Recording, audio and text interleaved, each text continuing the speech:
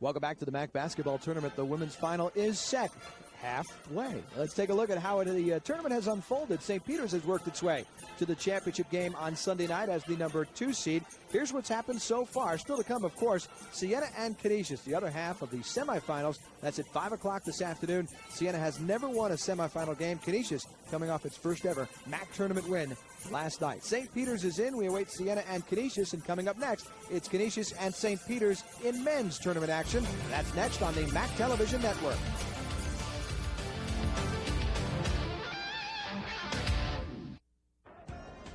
Playing in front of its hometown fans here in Buffalo, Canisius shoots for its second NCAA bid in 4 years. The 4th-seeded Griffs boast a roster full of senior experience. Kevin Worley, one of the nation's top three-point threats, makes Canisius lethal in the half-court set. 5th-seeded St. Peter's, an excellent defensive team, and the Peacocks' veteran backcourt of Ricky Bellinger and Jamar Hunter have fought through injuries and could spell trouble for the Griffs. It's Canisius and St. Peter's next as the MAAC tournament rolls on.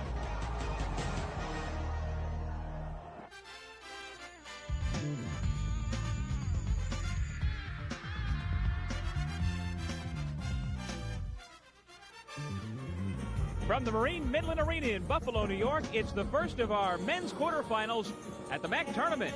5th-seeded St. Peter's against number 4 Canisius here on the Golden Griffins' home floor. And good afternoon, everybody. Welcome to Buffalo. Doug Sherman now joined by Glenn Consor as we take a look at the championship brackets. It's down to 8 after a couple of play-in games yesterday, and so far pretty much true to form. Well, it's a new season right now. The only teams that have victories right now are Ryder and Loyola. Everybody right now is still winless. Meanwhile, these teams that we'll see in the first quarterfinal, St. Peter's and Canisius, both love to slow it down and play some good defense. Absolutely. Canisius is a team that really is a rhythm team. I expect this game to be somewhere in the 50s or 60s. Okay, for the Golden Griffins, a couple of players that we'd like to highlight for you. They have senior leadership. They have veterans that do it all.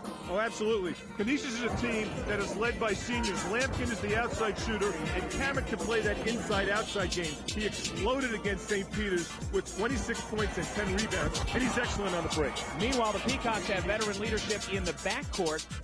They've had a little bit of injury problems, but both Jamar Hunter and Ricky Bellinger are pretty healthy at this point. Well, this is a guard-laden team. 3 of the top guards in this conference. Bellinger is one of the best mid-range shooters in the conference, and Hunter, now healthy, can get him the ball where he wants to score.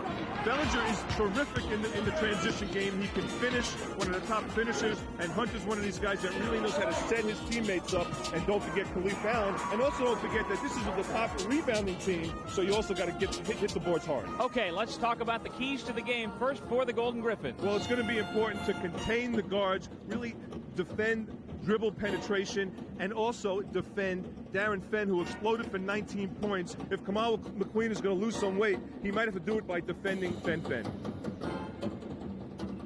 And of course, zone defense is going to be critical. Expect to attack the defense, and Kamal McQueen is one of these guys, Doug, that it's going to be important that he has a big game from that power forward spot and also defend Darren Fenn. Okay, this is the first of our 4 men's quarterfinals here on the MAAC Television Network. When we come back, we'll have the starting lineups and the opening tip.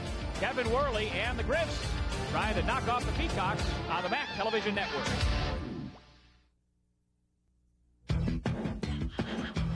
This game is brought to you in part by Marine Midland Bank for all your financial needs.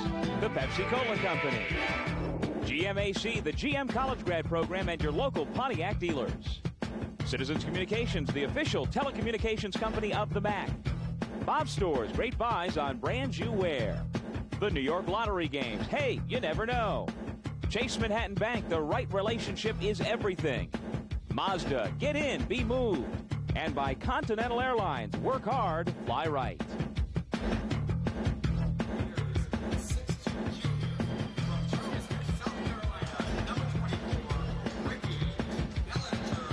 We're back in downtown Buffalo. Some of the mass transit here in western New York, and you can take that train right here to the Marine Midland Arena, the site of the 1999 Marine Midland MAAC basketball tournament. And in this first of our 4 men's quarterfinals, it's the St. Peter's Peacocks against the Canisius Golden Griffins.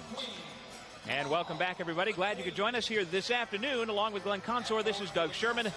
And as you see, they put on a huge display when college hoops comes to town here at the arena in Buffalo. Laser shows, lights, graphics, all sorts of things going on here. And as we talked about, Glenn, defense is probably going to be the key. We hope that St. Peter's guards are as healthy as they can be so that they can play the good defense we're used to seeing. Well, I think from St. Peter's standpoint, they should expect to see a whole bunch of zone from Canisius, who is a rhythm team. Canisius likes to try to slow you down, and then they attack you. St. Peter's is going to have to make some shots, attack the zone with the dribble, and guys like Khalif Allen, Jamar Hunter, and Bellinger are the key guys to attack zone. Starting lineups brought to you by GMAC and the three-guard offense, with Bellinger being considered the small forward, but basically it's a three-guard offense. Allen, Hunter, and Bellinger, with Holmes and McQueen both rugged on the boards inside for Roger Blynn's Peacocks. Meanwhile, the starters for the Golden Griffins: Worley, a second-team All-MAC performer with Clive Bentic in the backcourt.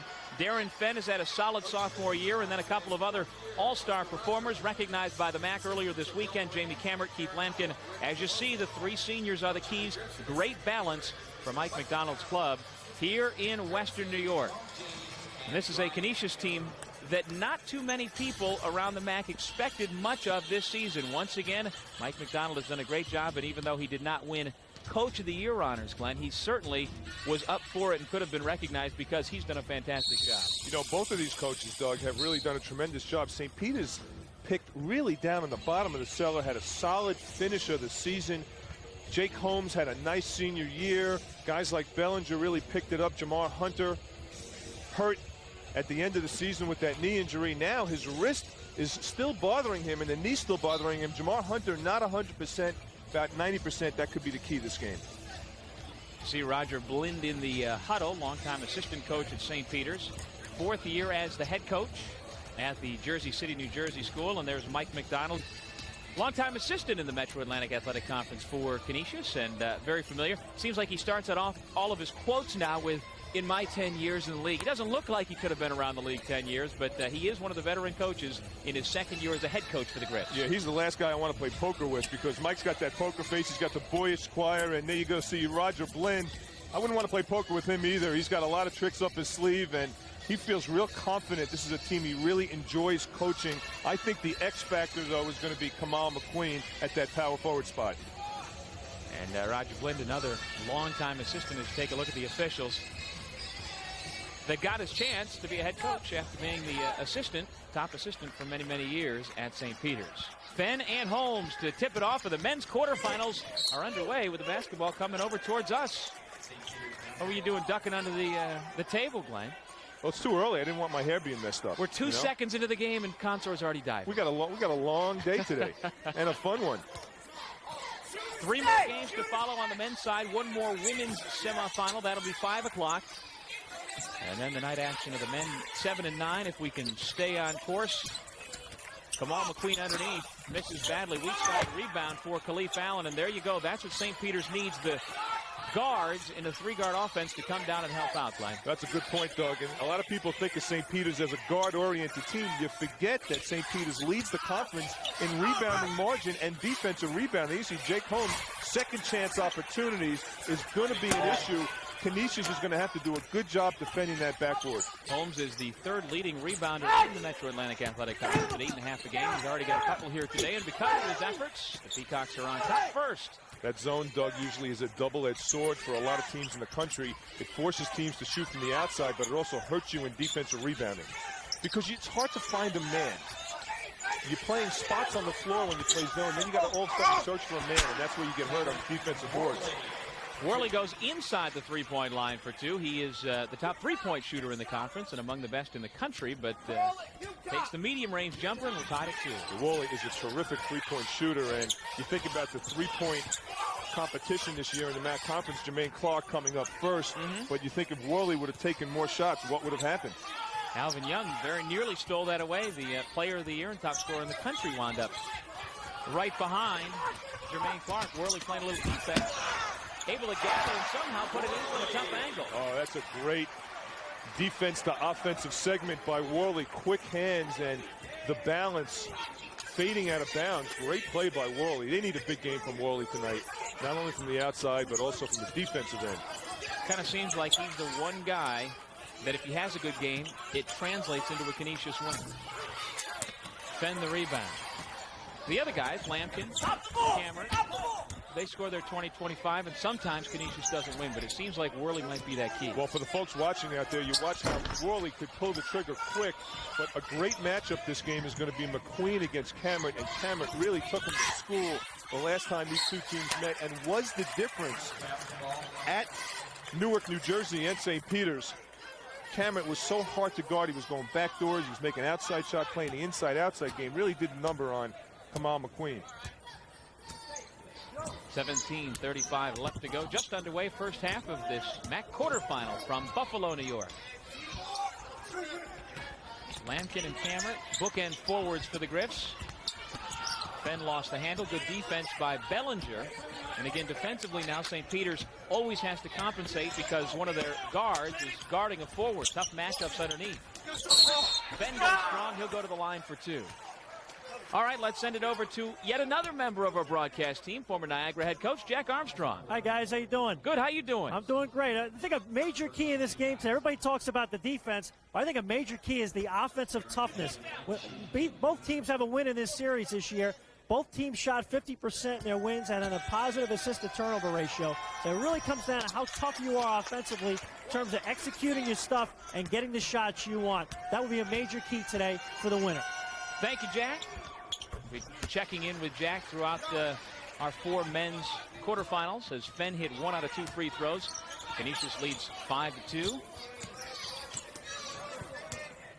Ricky Bellinger now at the point. See, when you watch St. Peter's play, they will look to pound it inside. They are not a great three-point shooting team. They're more of a mid-range shooting team, and that is why Mike McDonald is pulling the trigger, playing that 1-2-2 zone. Jamar Hunter is the only regular threat for St. Peter's, although we say that, Glenn, and last weekend at Manhattan, it was Khalif Allen who hit the game-winning three-pointer at the buzzer to beat the Jazz. And that play was actually directed towards Ricky Bellinger, and you think about Ricky Bellinger this year from last year. This year he's playing with a lot more confidence from his teammates. He's able to give the ball up on that play that won the game. Bellinger was supposed to shoot the ball. The double team came. Allen was open. Roger Blinn was so proud of Ricky Bellinger because he kicked the ball to Khalif Allen, who nailed it. Absolutely. As we watched the play unfold, it was clear that Bellinger was planning on taking the shot, but I think it was even a triple team that wound up hitting him at the free throw line and had the wherewithal, and give Allen credit for being ready and open, getting himself to a spot because he had no time. All coaches talk to their team about being shot ready. That's getting your feet squared, your shoulders squared, ready to shoot up quickly. One of the better mid-range jumpers in the conference, jump shooters rather, Jamie Cameron misfires on his first attempt. 5-2 Canisius, nearly 4 minutes gone. It'll stay down at this end for St. Peter's. There you see Jamie Cameron, who averaged 13.5 points during the regular season in his final year of college eligibility. Damian Spencer in for St. Peter's, and Khalif Allen goes out. The Peacocks from Jersey City, New Jersey.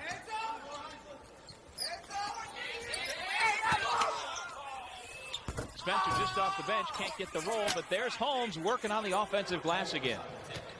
Senior from Toledo, Ohio, pulls the Peacocks back within a point. Jake Holmes is a tough person to move out there. 7 feet tall. He's got the big, strong body, and he just moves people around and establishes inside position. He poses a big threat for Canisius inside. Lampkin working for a shot. Oh! And he gets the roll. Nice finger roll for Keith Lampkin. The tri-captain out of London, or rather Langley Park, Maryland, has his first field goal. Foul back the other end. The St. Peter's team was picked 9th in the preseason coaches poll. They wound up 5th and getting over the 500 mark at 10-8. Ricky Bellinger, you talked about the fact that he's become more of a complete player. Meanwhile, his scoring has not gone down. He's averaged 16 points a game his freshman year, his sophomore year, and now his junior year, as he continues to improve other aspects of his game. And that's a good point, Doug. And when you look at this team, you know, you think of St. Peter's as being a guard-oriented team, but they are a deep team. You see Kamal McQueen come out of the game. He needs to have a big game. Somebody from St. Peter's in that power forward spot today is going to have a big game. We have our first time out of the ball game. We'll step away from the Marine Midland Arena in Buffalo, our first MAAC quarterfinal. You're watching the MAAC Television Network. Today's Did You Know feature brought to you by Citizens Communications, the official telecommunications company of the MAAC. And did you know that Kevin Worley played in the Little League World Series back in 1989? And it's amazing, Glenn, that you see players who played in that fantastic tournament go on in other sports. Right. Drury has gone on and plays in the NHL. Thinking of some other players, Burroughs, Jeff Burroughs' kid, now getting closer to the major leagues. Obviously stayed in the same sport, but it's amazing how some of these kids, you know, you look back 15 years later and you're like, oh, there he is. He was a little stud. Yeah, but you know what? The amazing thing about the Little League World Series is that a lot of those kids, obviously, at that time are the best players in the country, but a lot of them don't play in the major leagues. So other kids end up developing at later stages, kind of like Alvin Young did at Niagara. Indeed. Matter of fact, we have a feature coming up later in the day on Alvin Young and his rise through the ranks in spite of being cut 4 times by his high school coach. Such an inspirational story for all the kids that are out there watching that might not be as good as they want to be right now. And we'll hear from the head coach of Laughlin, who cut him 4 times. And then the guy goes on to become the leading scorer in the nation. See, Darren Fenn's ability to make that 12-foot shot is going to pull Jake Holmes away from the basket. And Fenn, he's only 19 years old. Sophomore, only 19 years old. He's a young sophomore, and he's only getting better and better every year. Backdoor pass. Nice move. Lefty shot no good by Hunter. Fenn the rebound. 9-6. Canisius on top. Fenn the pull-up once again.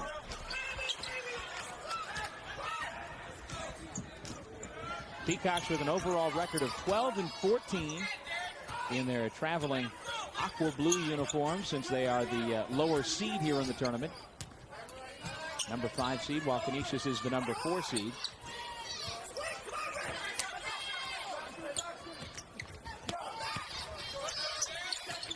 Shot clock down to 10. Spencer to Bellinger. Ricky looks to create. Didn't nick the rim, so they reset the shot clock. Fenn blocks Holmes, and the Canisius defense holds. The Griffs trying to run. Canisius is the type of team that will push with patience. They'll get some opportunities in transition, but they're not a running team. More of a slow-down rhythm team, and they'll put you to sleep, and then they'll strike. Nice position by Darren Fenn, and the sophomore out of Tonawanda, just outside of Buffalo, has 5 points. Mike McDonald has taken a lot of offensive segments from the old John Beeline days here in Canisius. Little passing game, little motion offense. They'll look to punch it inside. They'll make some outside shots. Very patient team. Just over 7 minutes gone here in the first half. 11-6. Canisius on top. When you watch some teams play offensively, a lot of teams will shoot it quickly into the 35-second clock. Canisius, on the other hand, they will milk that 35-second clock and play with a lot of confidence with the clock. Off of the Rich Brown miss, Damian Spencer tips it home with the left hand. 11-8. Peacocks back within 3. Well, this is one of 2 home floors for Canisius. They also play on campus at the Kessler Center. Meanwhile, somebody very familiar with the Kessler Center and the Marine Midland Arena, Jack Armstrong. Guys, in the last timeout, Mike McDonald talked to his team about St. Peter's getting on the offensive glass. They've already gotten in for 2 baskets. In their last game against St. Peter's, they gave up 21 offensive rebounds. Got to do a better job on a defensive glass. Thank you, Jack. As you take a look at Roger Blind, this club started the year 0-5, Glenn, and what a turnaround they've had. So since that time, they've gone 12-9. Lampkin with a nice move. Lampkin just picks his spots on the floor. He's one of these guys that rarely will force a shot. Gets the good spots on the floor, and he's able to finish. An excellent defensive player and an excellent offensive rebounder for 6'5". McQueen. Kamal's had good position so far today. Several chances inside. That's the first time he's been able to convert. 13-10. Canisius on top. 11:47 to go here in the first half from Buffalo. Dale Sawyers is coming to the game for Canisius. And Dorian McClure as well. Cameron being bodied and fouled by Brown. See, that really hurts. When you're a coach, that hurts because you're doing a great job playing defense, then you commit the foul. Timeout on the floor, 11:35 to go first half, 13-10 Canisius. We'll be back with more MAAC basketball after this.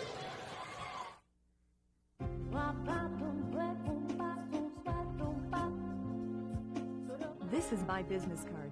I'm a reporter and co-host for Adelphia. How did I get there? Well, before this, I worked on air at a local TV station.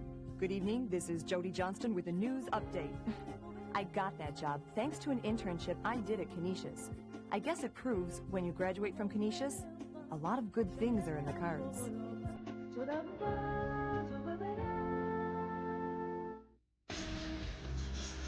Marine Midland Bank is proud to sponsor the Marine Midland Family Section. Tickets and programs for today's game were provided by Marine Midland Bank for all of your financial needs. Some of the young basketball fans and cheerleaders for the Golden Griffins as we are here in Buffalo, just up the road a ways from Canisius College. Griffs on top 13-10 in our first men's quarterfinal. So far, the Peacocks, Glenn, off to a terrible start from the floor. Only 4 of 18. That tells me two things. One, they're getting plenty of chances. They're working hard on the offensive glass. But two, they've come out cold to begin the playoffs. Right, they're going to need some penetration by Bellinger. We really have not seen much dribble penetration from the guards yet from St. Peter's. And we talk about St. Peter's team being a guard-oriented team. Really haven't seen it. They're staying in this game by hitting the offensive glass right now. Well, Jake Holmes already has 5 rebounds. He's on the bench, and he was the primary guy working that offensive glass. St. Pete's gets it back off after the turnover. Allen back into the game.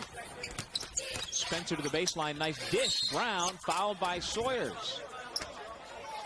And he will go to the line to shoot 2. Canisius is falling back in a 1-2-2 zone. It's really a 3-2 zone where the guards are playing spots on the floor. And you need that dribble penetration. You see how Cameron had to move? And there's the spot that's open for Brown underneath as he goes up strong. You have to attack the gaps. You have to make the defense move with the dribble. Rich Brown, a senior from the Bronx, hits the first. Went to Lehman High School, then spent a couple of years at Westchester Community College as Hunter comes back in, replacing Bellinger. Very interchangeable, the St. Peter's guards. And even though St. Peter's starts the 3-guard offense, 6 feet, 6'1", all those 3 guys really rebound. They hit the offensive boards, and there are a lot of guards. Some guards in the country have instincts hitting the boards, and those 3 guys do. 11:05 to go.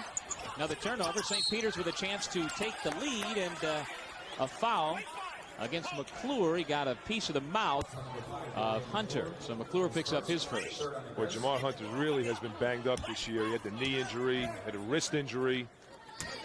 Well, those happened on the same play. There was an intentional foul against Niagara's Terry Edwards in a play I believe was down in Jersey City. And Hunter wound up missing a couple of games, and he wasn't even aware of the second injury until later that night.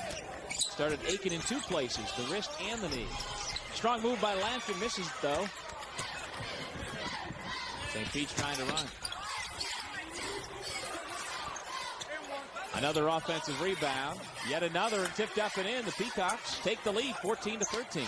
Spencer and Rich Brown are doing a nice job hitting the boards, and Canisius has now changed their defense. Mike McDonald getting out of the zone, going to the man, but St. Peter's pushing the ball off the floor, and that's what's been missing in the first half. Is St. Peter's really not getting any easy baskets. Mike McDonald has to be concerned now about his transition defense. Fenn back in. Cameron out. Good defense on the wing by Allen to steal it back. St. Peter's forcing turnover after turnover. Brown works his way to the hole but misfired. Worley takes it away quickly up ahead. McClure's got a step on the pack, and he throws it down. Dorian McClure, a junior from Detroit, Michigan. Nice heads-up play by Worley, looking ahead. All good guards look up the floor and see what's ahead, and McClure ran the floor nicely. Big change now defensively from St. Peter's standpoint, and we said this the last game, is that St. Peter's now doing a better job on ball pressure, not letting the Canisius guards look. Hunter can't get the three to go down. Canisius back with the basketball, leading by a point. Lampkin pulls up. Rattling it home. Spencer, number 44 for St. Peter's, just did not match up against Lampkin on that play. No one was bothering the shooter, and Lampkin just nailed it. 20-second timeout called. We'll send it back over to Jack. Roger Blandon, his last time, talked to his team about the fact that they have to do a better job with their execution, through with their offensive rebound effort, and really have to get after the Canisius guards defensively. And they've done a pretty good job turning the guards over and got to get their transition game going. Back to you, fellas. And you're right, Jack. That's been the difference the last 5 minutes. The guards from St. Peter's, great on-ball pressure, but transition defense is hurting St. Peter's right now. No one matching up with Lampkin on that shot. 2 transition baskets, then first Lampkin, and then McClure with the finish. So both teams forcing turnovers in transition, but Canisius being able to capitalize the last 2 times down. You see Worley and Cameron on the bench, Alex Barnhill as well. So now Canisius' lineup now with McClure and Lampkin and Bentic on the floor. That's the speed lineup.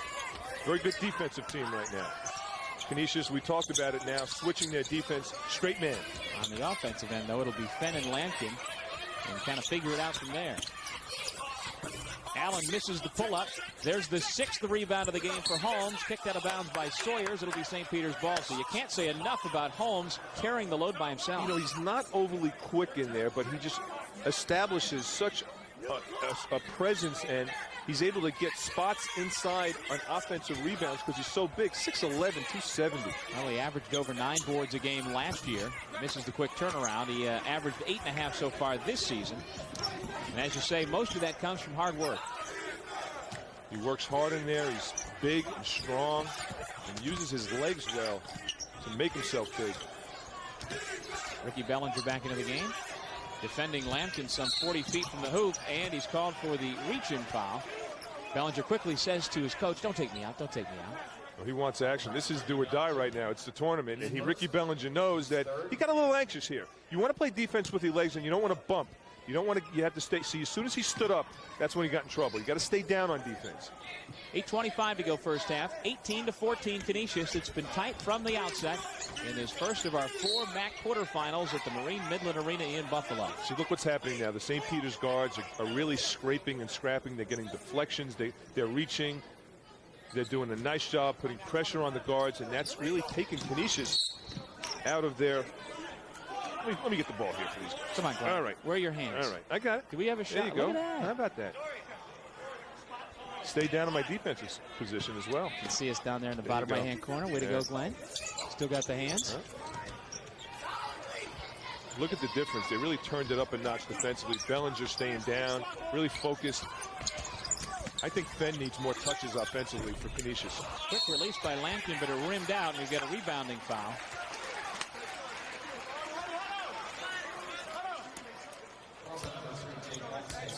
Holmes picks up his first on the rebound. Lampkin goes up strong with that shot. The ball comes off Fenn. Gets up and just gets bumped with the body. See the body block there by Big Jake. McClure pulls up just inside the three-point line. McQueen the rebound. St. Peter's with the ball, down 4.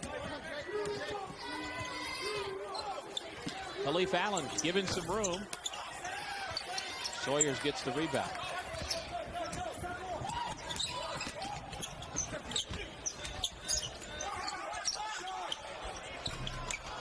Bentic can't connect. And another rebounding foul against Darren Fenn this time. He and Allen got tangled up in the corner. Timeout on the floor from the Marine Midland Arena in Buffalo. Canisius 18, St. Peter's 14. We'll be back with more MAAC basketball after this. Here's a summary of this season's Chase MAAC Players of the Week. And Glenn, not surprisingly, MAAC Player of the Year Alvin Young won the weekly honor the most times, although it was very well distributed this year. 3 for Alvin, 2 for Marcus Faison, another first-team performer. And then 13 other guys: Ricky Bellinger, Jamie Cameron, Jim Canamesa, Kevin Finnefrog, Bobby Joe Hatton, Jamar Hunter, Jeremiah Johnson, Ken Cavanaugh, Tariq Kirksey, Jason Rowe, Ron Platt, Darren Phillip, and Kevin McPeak this past week. All honored as the Chase MAAC Player of the Week. It's brought to you by Chase Manhattan Bank. The right relationship is everything.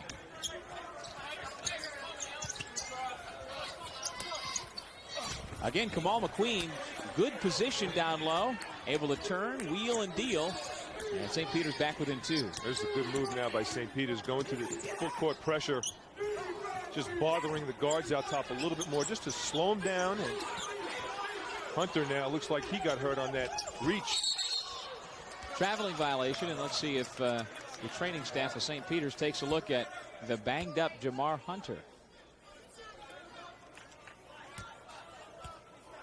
And as Bentic gets in the lane, he looks like he picked up his dribble a little bit too quickly there before he took the two-step hop.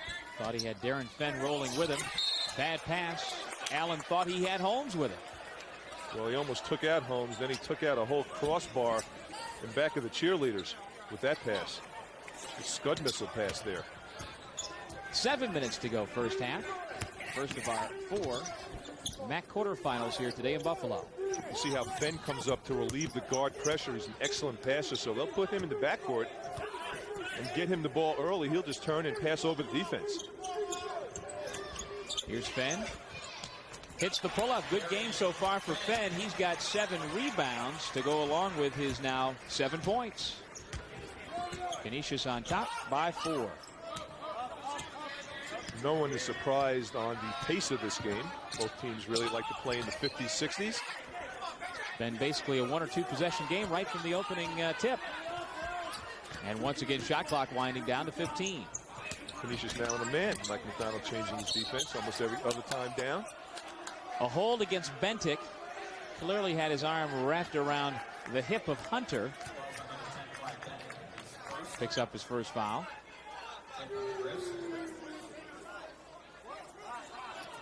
Roger Blaine, I think, should be concerned right now for the fact that Bellinger really is not getting a lot of looks on the floor. And he's going to have to be a little bit more proactive as Canisius sending a whole bunch of different looks defensively on Bellinger. Meanwhile, trying to figure out what they're doing offensively. Holmes had posted right in front of Bellinger. Now they get the play right, and Bellinger hits the pull-up. He's been quiet. That might be the shot that ignites his offensive game as he shoots it over Barnhill. Well, that's his first field goal, Glenn. It pulls the Peacocks back within 2, 20-18. Hammered underneath. Alex Barnhill the layup. Freshman out of Schenectady. Makes it a 4-point Canisius lead.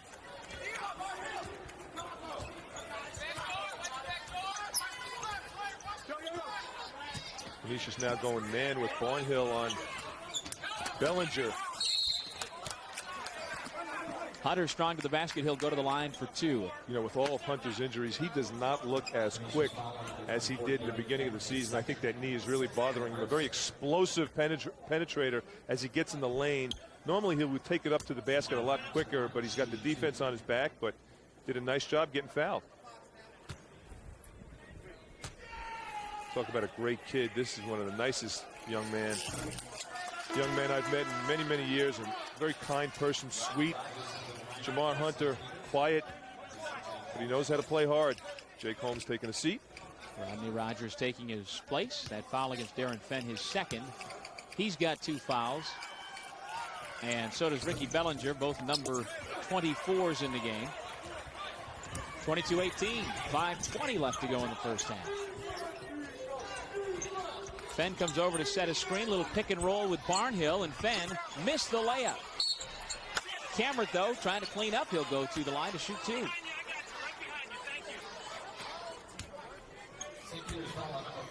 Canisius has a lot of weapons offensively. They got the good outside shooting and Lampkin and Worley. And they can go inside to guys like Cameron and Fenn, and that's what makes Canisius. Everyone thinks about Canisius's game, that they're a rhythm team. They like to slow you down, but they have weapons. And what makes Canisius such a tough team to play against is that they have the balanced scoring.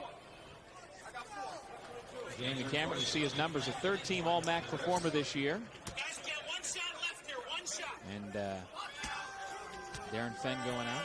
Cameron did his student teaching in the fall. Can you imagine him being your student teacher? Mr. Cameron, why have you got tattoos all over your arm? He's got to have a shirt on, Doug. He's not walking in with a shirt. Well, that's true. He's not wearing a tank top in the class. No, he's not going bare-chested there. But one of the guys who looks to get into the education field after this is senior season. That's what the kids are playing for now, too. The seniors trying to extend their college careers as Khalif Allen lays it in. Making it a 2-point game once again. Trying to extend it. I mean, there's a real sense of urgency at this tournament. Well, this is where St. Peter's, I think, becomes dangerous when they get opportunities off their defense and push it up the floor. But on the defensive end, you can't celebrate that quickly because Canisius, they'll pick you apart. An excellent passing team. That's Cameron's first field goal of the game. 24-20, Canisius on top. These two teams split their regular season meetings. Canisius lost at home at the Kessler Center, not here at the arena.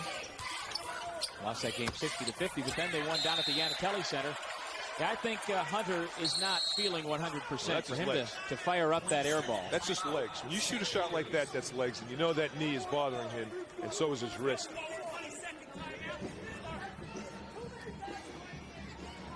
Quick 20-second timeout. Griff's on top 24-20. Well, the top-seeded Niagara Purple Eagles will be coming up next and see if they can make it into the semifinals. And then this evening, the number 2 seed Siena will play. The number 3 seed Iona will play.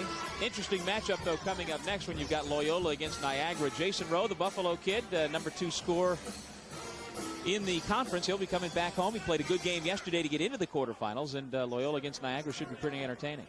And I think Jason Rowe's mission that game is going to be on the defensive end. I think he's going to have a great game defensively against the great guards of Niagara, Jeremiah Johnson, and, of course, Alvin Young. Now, the winner of that upcoming game between Niagara and Loyola will face the winner of this game in the semifinals tomorrow afternoon. Andrew Bush has come in to play the center spot for Canisius, and Lampkin, who's kind of the quiet assassin on this team, knocked down another jumper. Yeah, Lampkin doesn't say much. He's not really a verbal leader on the floor. He just is the type of leader, do as I do, and then follow the leader, because he could really score. And the kids on this team, his teammates, really look up to him. Kick basketball by Worley. It goes out of bounds, and that gives us a chance to take a timeout. 3:38 left to go in the first half. Canisius leading by 6 over St. Peter's. We'll be back with more MAAC basketball after this. 450 years of Jesuit tradition are woven into a Fairfield University education, an education characterized by academic excellence and service to the community. This success is fostered by a caring faculty that knows their students as individuals. Located just an hour from New York City, Fairfield combines a park-like campus conducive to learning with the city's cultural and career advantages. Fairfield University, where education reflects the challenges and opportunities of a changing world. Here's a summary of this season's Chase MAAC Rookie of the Week honorees, and no surprise that the man on the top of that list was named the Rookie of the Year. Jermaine Clark, freshman shooting guard for the Fairfield Stags, honored 5 times and gets the big prize. It's been a big weekend here, and unfortunately the Stags are gone from the tournament after losing in yesterday's play-in round, but a great freshman season wrapped up by Jermaine Clark. Some excellent freshmen in the conference, which really just shows the strength of the conference in the years to come. And Iona really has some excellent freshman guards, and Leland Norris and Dyree Wilson, 2 guys that can really play without the fanfare this year, I think. And they've really come on in the second half of the season. Little pull-up by Ricky Bellinger. The Peacocks have not been shooting well from the floor, at only 25% before that shot. But they're hanging around, down 26-22. Cameron, good position inside. And a rebounding foul against Sawyers. At this time, we'd like to send it over to Jack. Standing next to Roger Blynn's huddle, and he talked to his team extensively about picking up the intensity level on the defensive end, both in transition and in their pressure defense, and in the half court, just doing a better job communicating with each other. Overall, better defensive effort needed by the Peters. That's a good point, Jack. And the points that St. Peter's was scoring off of their defense really led Roger Blinn to say, hey, look, guys, we need baskets, and if we're not getting them setting up a half court, we can get it off of our defense. That was the 7th team foul against Canisius. Damian Spencer at the line now has 5 points. Junior college transfer, grew up in Irvington, New Jersey. Stayed relatively close to home for his last 2 years of college ball. Cameron gets the rebound.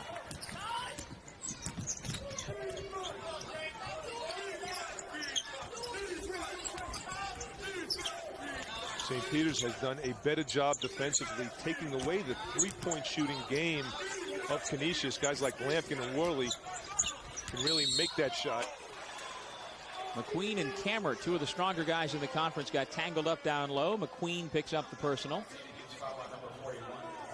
Kevin Worley led the conference in three-point field goal percentage. He was one of the nation's leading three-point shooters. And there's one from McClure. Give him a two-pointer. Was that a three or a two? Two-pointer. So 28-23. Sawyer's tried to keep it alive. St. Pete's, though, with another chance, and a nice game coming up for Damian Spencer. He's got 7. Look at St. Peter's team. You got the 6'6", the 6'5" guys that are quick to the offensive glass, along with the guards. It makes them a very difficult team to keep off the offensive boards. Cameron's had a slow first half. Only 2 points after having 25 earlier this month in the game at St. Peter's that Canisius beat the Peacocks. And Spencer, once again, continues to be a problem inside. The Griffs are having trouble containing him.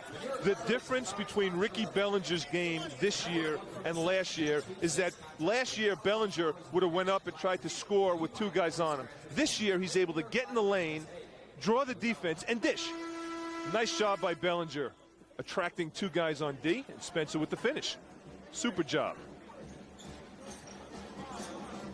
Bellinger, clearly one of the better all-around players in the conference. Finished 4th in scoring at over 16 a game. Finished 5th in steals, so you know he's playing defense. And despite the ankle sprain suffered back on February 1st against Canisius, that game down at the Yanatelli Center, he's come on strong to finish out his junior season. Underneath Bush. They elect not to double team, and Holmes winds up getting the foul from behind. In that matchup, you wouldn't want a double team. Bush hasn't established himself as an offensive threat on the post, but Holmes sends him to the line nonetheless. And that's the thing that Roger Blinn talked to his St. Peter's team about, is we have to know who to double down with. When you got a guy like Worley, though, that's playing on the three-point line like a crow on a telephone wire, when the ball goes down, you can't really double down because Worley's going to get it back and just nail it. And Lampkin can make that three-point shot. McClure can make it.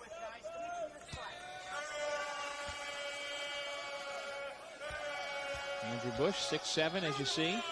Doesn't get much playing time off of Mike McDonald's bench, but knocks down a couple of free throws.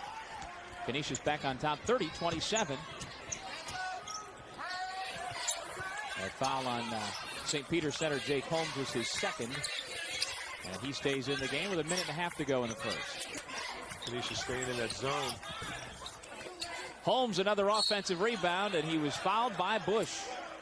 Well, you talk to coaches throughout the country, and it's such a hard thing to do, to teach your team how to rebound when you play zone. Because watch the eyes of the Canisius players. There's the help side defense. Everybody's kind of looking up at the glass, but Holmes establishes inside position. Bush did not lay a body on him early. See, when the ball goes up, Bush has to find Holmes. It's too late right there. He didn't find him. He goes up strong, little pump fake, and gets fouled. And when you're giving up 50 pounds on that matchup, you've got to be ahead of the game. Bellinger strolls to the bench. Rich Brown back in for St. Peter's. Holmes gets 1 out of 2. 30-28. Has been tight right from the beginning. Kevin Worley back at the point. Worley spots up from 21 feet. The nation's 3rd best three-point shooter. He hits half of his shots from outside the line.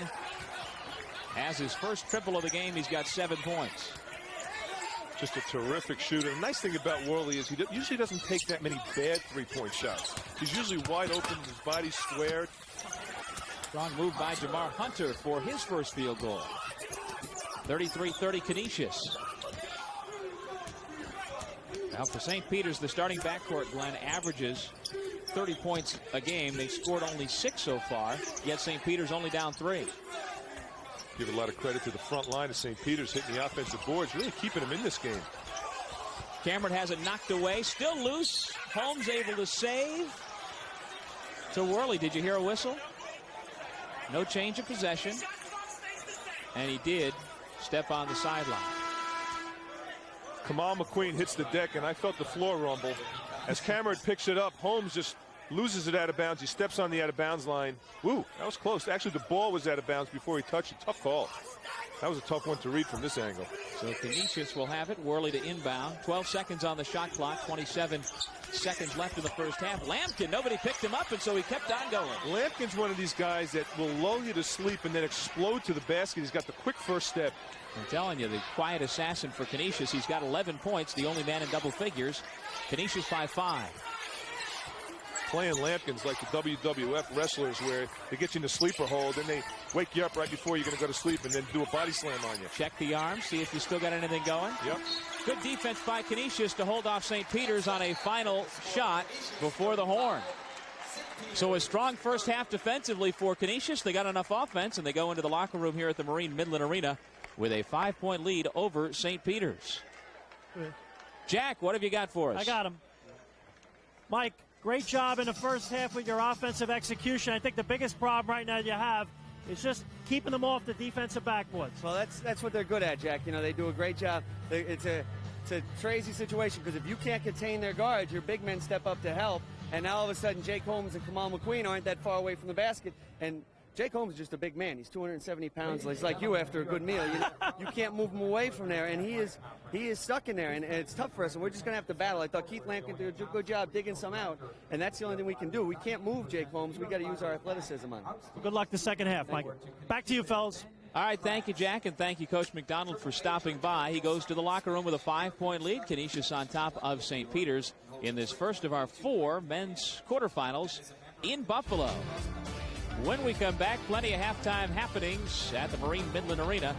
We'll be back with more MAAC basketball after this. This game is brought to you in part by Citizens Communications, the official telecommunications company of the MAAC. Mazda, get in, be moved. By the Pepsi Cola Company. Bob's Stores, great buys on brands you wear. Budget Car and Truck Rentals, get out of the ordinary with budget. And the big guys off of the offensive rebounding status, because right now this is where Canisius is struggling. They're sitting back playing a zone, but they can't seem to keep anybody from St. Peter's off the offensive boards. There's a look at the 1999 He's always smiling. MAAC Player of the Year, Alvin Young of the Niagara Purple Eagles. He will be coming up next in our second men's quarterfinals. We're at the half of our first MAAC quarterfinal. Canisius by 5 on the MAAC Television Network. Distinguish yourself at Manhattan College, ranked among the top Northeastern colleges and universities by U.S. News and World Report. Join our caring campus community in Riverdale, New York, where the student-to-professor ratio is 15-1. Be part of an impressive group of Manhattan College alumni, ranked 3rd in the nation in corporate leadership. Whether your goal is business, arts, education, engineering, or science, we'll help you show the world what makes you unique. Call 1-800-MC2-EXCEL. The Golden Griffins lead the Peacocks at the half of our first MAAC men's quarterfinal. Now at this time, we'd like to give you an inside look at Canisius College. Canisius doesn't just prepare you for a career or a job. I think it really prepares you for life. I've had a great experience here at Canisius. My experience at Canisius has taught me that you can be a leader if you put forth the effort. For more than a century, Canisius College has been the place where leaders are made. Countless Canisius students go on to become leaders in law, medicine, accounting, business, technology, education, and government. Leaders like Buffalo Mayor Tony Masiello. I really enjoyed my 4 years here. Matter of fact, I kind of regretted graduating because I knew I had to go into the real world. But Canisius College prepared me for the real world. Rated one of the best by U.S. News and World Report, Canisius is now poised to enter the next millennium as one of the top-ranked schools in the Northeast. I loved living on campus. I think it was the best thing I've ever done. Nestled in the heart of the city, Canisius College offers all the comforts of home. Among the highlights are student townhouses, the Palisana Pavilion with the Internet Cafe, and the Lee Student Athletic Center, a $2 million facility dedicated to recreational sports. For the competitive athlete, Canisius offers 21 varsity sports. But any student will tell you the true value of Canisius lies in the Jesuit tradition of educating the whole person. Canisius does an excellent job of preparing anyone for the real world. What the Jesuits can offer, in addition to academic excellence, is also that emphasis on the development of human character. I'm not just an ID number. I have an identity. I'm a name. I'm not just like 514155. Come on up. You shut up, single. Come on up. And that's an opportunity that a big university would never ever get. State-of-the-art classrooms and innovative teaching programs are another reason Canisius is making its way to the top ranks of Northeast schools. The gifts and the things that I've been given from the personal relationships that I have with professors and with the certain Jesuits and members of the community here are something that are going to serve me much further than my education for the rest of my life. And that's how Canisius prepares leaders: intelligent, caring, faithful individuals who pursue and promote excellence in their professions, communities, and service to humanity. And the Canisius basketball team not doing too bad here this afternoon either in the first of our men's quarterfinals in Buffalo. The Griffs on top of the Peacocks, 35-30 at the half. We'll be back with more MAAC basketball after this.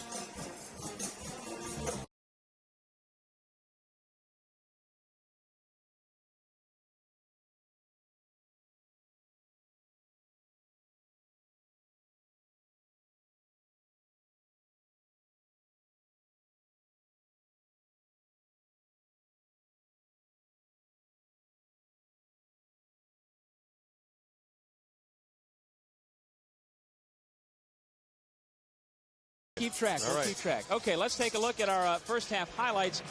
And we got to talk about Canisius, the balance that they had. Dorian McClure, one of the guys coming off the bench, he had 4 points, including 2 in transition. Well, that's been the difference for Canisius. They've been able to get those transition points in the first half, and Canisius' ability to go inside and out, I think, really has hurt St. Peter's. They've become a tricky team to play. You got Worley nailing 3-point shots. The highlight for St. Peter's really in the first half has been their ability to hit the offensive boards, but they need more penetration from Jamar Hunter to get in the lane and able to finish. That's going to be the difference in the second half for St. Peter's. First half statistics here in Buffalo. The shooting not too good for St. Peter's. These stats brought to you by Citizens Communications, but the offensive rebounding effort for the Peacocks, the only thing keeping them in it. Let's send it over to Jack right now. Roger, tough first half in terms of offensive execution. Talk a little bit about it. Yeah, Jack, our shot selection wasn't good. We have to pick that up if we're to get back in the game. I think, a couple guys think that they got to win the game by themselves, and you just can't do that. Fortunately, our offensive rebounding is keeping us in the game. Good luck in the second half. Thank you. All right, thank you, Coach, and thank you, Jack. One of the guys helping him keep it in is Damian Spencer. He's got 9 points to lead St. Peter's. We'll take a break, and when we come back, the start of the second half here in Buffalo. 35-30 on the MAAC Television Network.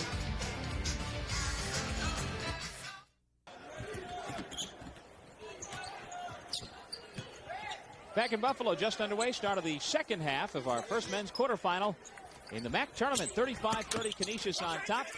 Jake Holmes, the block shot, saved. And the Peacocks come away with it. Ricky Bellinger pulls up just inside the three-point line. Chris trying to run back the other way. Clive Bentic. Lampkin pulls it out. Worley left alone. McQueen the rebound. It's one of the rare open looks you're going to see Worley miss. And he's done a great job defensively this game. And that's one area of Worley's game that Mike McDonald has really worked on, is getting back on defense and becoming more of a complete player. Worley's doing it this game. Foul against Hunter. We have the same starting units for both teams as we begin the second half. Mike McDonald's Griffs have Lampkin, Cammert, Fenn, Worley, and Bentic. St. Peter's has got Allen, McQueen, Holmes, Bellinger, and Hunter. And that personal foul on Jamar Hunter, his first. And the first here in the second half. Just over a minute gone by. Nice feed inside. Darren Fenn felt the defensive pressure, gets the foul. And he's got a chance for a three-point play. Allen commits the personal. Nice ball movement by Canisius, but the rotations were not there. Look, Holmes is leaving Fenn. He left Fenn. No one rotated down from St. Peter's standpoint. Holmes couldn't get back. There you see him in the screen way too late because Holmes found himself out by the top of the key. Didn't rotate down. That's the guard's responsibility. In that case, it was Khalif Allen to rotate down. Fenn missed the free throw, failed to cash in on a chance for a three-point play. Canisius leading 37-30. Canisius shot 60% in the first half. Hunter trying to pick it up for St. Peter's. That's just his second field goal. Averages 14 points a game. He's got 4 now. And it's back to a 5-point difference.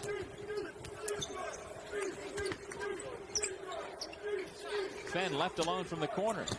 Nice touch. Feathery touch for the 6'10 sophomore. He's got 11 points. He and Lampkin share team high honors. See, Fenn could be an issue in the second half if he can pull Jake Holmes away from the basket by making those little 10-foot shots. Well, Canisius really came into its own, Glenn, during the month of January. They ripped off an 8-game winning streak. Leveled out a little bit after that. Lost 3 out of the next 5, but really started to show the league what they could do. Hunter back the other way, starting to show what he can do. He's up to 7. Bright sign for St. Peter's in the second half. Hunter making those outside shots. Still quiet from the Ricky Bellinger standpoint, though. Ricky's got 6 points. Bentic, nice feed to Fenn.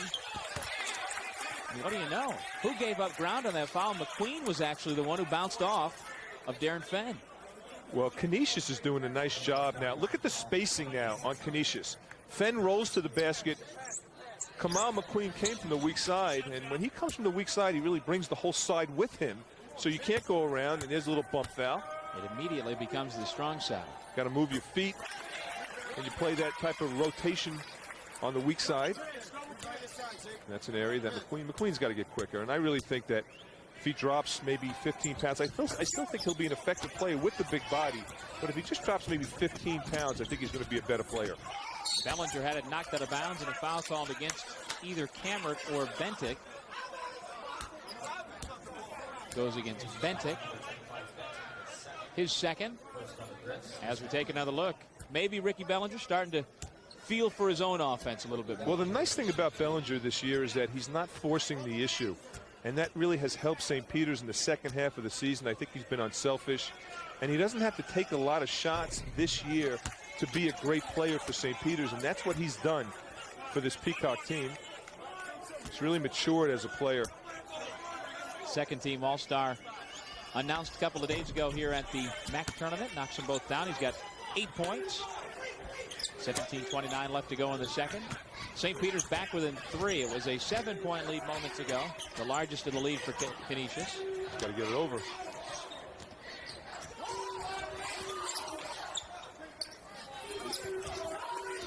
St. Peter's, they're going to be successful this game. They're going to really have to do a better job with the front line players, not the backcourt players, but the front line players rotating, because the guards are doing a great job putting pressure out top. But now guys like Holmes and McQueen are not rotating quick enough when the back doors are occurring. Watch what happens. There's the back door. Holmes there a little bit too late. Just couldn't finish, but there's the offensive rebound by Fenn. And once again, Fenn finds himself on the low post with a smaller guard on him and easily able to tip it in. So you have to have 5 guys defensively. You have to have cohesiveness. Everyone thinks about cohesiveness on offense. You got to have it on defensive as well. Bentic knocks it out of bounds. St. Peter's basketball on the baseline. Clive Bentic, sophomore from New York City. Kind of a role player. He's a starter for Canisius, but doesn't always wind up on the floor at the end of the game.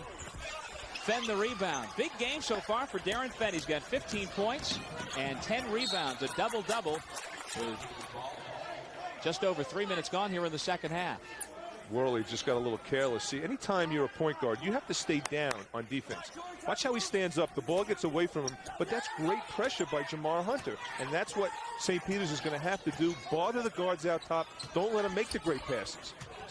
Everyone on Canisius' team is an excellent passer, and that's what makes them so tough. They don't have to put it on the floor to be effective. Allen entry pass. Holmes gets around Fenn for the easy layup. Got himself an easy layup because of the work a couple of feet away from the hoop. Nice isolation, little wheel and seal inside.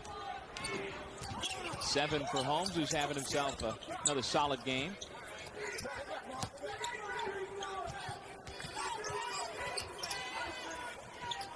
The Iona Gales have just arrived at the arena for their evening game, which is still quite a ways off. They are in the second half of our doubleheader quarterfinal action here in Buffalo. Shot clock winding down. Lampkin can't get it. Here come the Peacocks.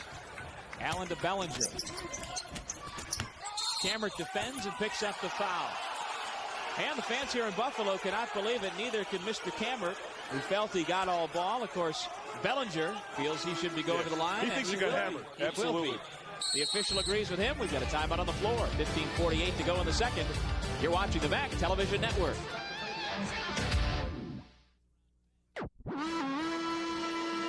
Fans, the inaugural MAAC Hockey League Championship hits the ice March 19th and 20th at Holy Cross's Hart Center in Worcester, Massachusetts. All sessions passes are affordably priced at $10 apiece. For more information, call 508-793-2573. Doug Sherman and Glenn Consor are back in Buffalo. Jamie Cammert and the Canisius Golden Griffins holding on to a 4-point lead with 15:48 left to go. Doug, I'm a little surprised that Cammert has been as quiet as he has been, especially how proactive he was the last time these two teams met. He had a double-double game, 26 points, 10 rebounds against St. Peter's, and they're really not looking to get the ball inside to Cammert. He also doesn't look like he's playing as intense as he used to play. Bellinger misses. Well, Cammert always seems to be one of those guys that lets the game come to him, and he usually winds up getting his points and rebounds. Right. So the fact that he has only 2 points now, wouldn't be surprised if he gets his points down the stretch. Peacock shooting better here in the second half. They're 3 out of 5 from the floor. Once again, Fenn underneath with only Bellinger down there. The rotation has worked out in favor of Canisius every time, and Darren Fenn is up to 17 points. He has been the prime beneficiary for the Golden Griffins, who lead by 6. Fenn's doing a nice job. He's moving without the ball, and he's constantly making sure he's getting to good spots on the floor, giving his Canisius teammates a good target. That's been the difference. Little ball fake by Kamal McQueen. Yeah, that's nice. To his left, and boom. Kamal now with 6 points. Turnover. Here come the Peacocks. Hunter felt the defense. Little bump from Worley. Shot up and in. Peacocks on a run of their own. Back within 2. Put your seatbelt on, because St. Peter's really causing some problems defensively for the guards out top. Guys like Worley and McClure are struggling a little bit. Worley got a great screen from Cammert, sent Hunter reeling to the floor. And when you leave Worley that open, he's going to knock it down. Talking about a guy that knows how to set screens is Jamie Cammert. And likes to set screens. He does. Not a lot of guys enjoy it. I think Cammert does. He's got the headhunter syndrome. Allen from the baseline. Worley quick off the bounce to pick up the loose ball. Look away pass to the corner. Lampkin's been quiet here in the second half. Rich Brown picks up the defensive rebound for St. Peter's. 13:53 to go in the second half. It's been pretty close the whole way, but the Griffs have been on top. They led 35-30 at the intermission, and they still lead by 5. Inside Bellinger. Amongst the trees, kicks to Allen. That was the same combination that won last Sunday's game, but Allen couldn't knock it down. You see, Allen wasn't ready on that shot. He stood up. He wasn't in a crouch position. Look at Cammert's strength and ability to focus. Could have been a very dangerous play. Allen inadvertently took his legs out. Well, he tripped. Allen really tripped on that play and found himself low. Watch how Allen kind of recovers. He tries to get this. See how he trips? And he kind of stumbles into Cammert, who was able to finish. And Jamie was fortunate to go down soft. After making a great play, kept his balance just long enough to lay it in. Senior from London, Ontario. Short on the foul shot. Hunter comes away from the pack with a basketball. Spin move on McClure, and he lays it in. Count the basket. The Peacocks are getting some quick points here, Glenn. Throughout the course of Hunter's career, his ability to make big shots, him and Bellinger, have been legendary at St. Peter's. He splits the double team. He's able to concentrate. Look at the concentration. You see how his eyes stayed with the ball after it left his hands. This is great concentration. McClure did not stay down in his defensive stance and just let him ride him all the way in, and that was the difference on that play. Second foul on McClure, and the third against Canisius here in the second half as Hunter hits the line. Martin Luther King High School graduate, New York City. And he gets the roll. That's 12 points all of a sudden for Jamar Hunter. So the backcourt for the Peacocks, we talked about at the half not producing. Now Hunter's got a dozen, Bellinger's got 8, and the Peacocks are within 4. Dale Sawyers has come back in for Canisius. Here's Fenn, who's had the hot hand for the Griffs. Worley, this time with a hand in his face, comes up short. Bellinger forcing up. Pass a little bit behind, and Hunter left alone. The Canisius defense allowing St. Peter's some easy looks. Yeah, what's happening right now is St. Peter's is forcing the issue, pushing the ball up the floor, and now Canisius is not really matching up with the guard play in transition from St. Peter's. 50-48 Canisius. Worley pulls up. Sawyers looked like he was going to pull the rebound away, but Bellinger came down and swiped it from him. Jamar Hunter was wide open on that play. Bellinger just missed him. Okay, let's send it over to Jack Armstrong. Guys, Mike McDonald, that last timeout, talked about getting Jamie Cameron more involved in the offense and doing a good job with the spacing in their offense, spreading out the defense. They've done a good job with that. And last point, really communicate with his team about doing a much better job in transition. As you guys can see on the last few possessions, have not done a good job communicating in transition D. Back to you. Thank you, Jack. And because of that little surge here for St. Peter's, Bellinger with a chance to tie the ball game up. He hits the first. And Jack mentioned transition defense, and what's happening right now is that the St. Peter's guards, Hunter, Allen, and Bellinger, are really forcing the issue, pushing the ball up the floor, beating down the Canisius guards.